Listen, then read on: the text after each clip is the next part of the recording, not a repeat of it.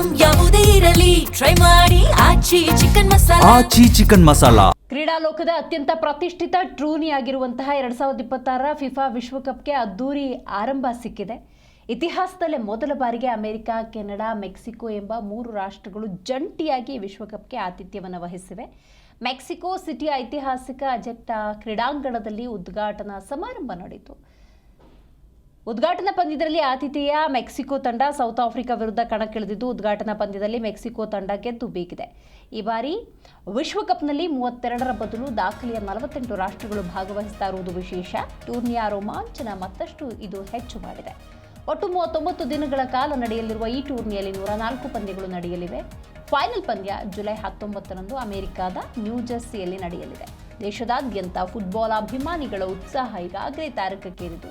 ಯಾವುದೇ ಅಡೆತಡೆ ಇಲ್ಲದೆ ಅತ್ಯುತ್ತಮ ಡಿಜಿಟಲ್ ವೀಕ್ಷಣಾ ಅನುಭವದೊಂದಿಗೆ ಈ ಕ್ರೀಡಾ ರೋಮಾಂಚನವನ್ನು ಸವಿಯೋದಕ್ಕೆ ಹಿಂದೆ ZEE5 ಮತ್ತು ಯುನೈಟೆಡ್ ಸ್ಪೋರ್ಟ್ಸ್ನಲ್ಲಿ ಲೈವ್ ವೀಕ್ಷಿಸಿ ನಿಮ್ಮ ನೆಚ್ಚಿನ ತಂಡವನ್ನು ಹುರಿದುಂಬಿಸಿ.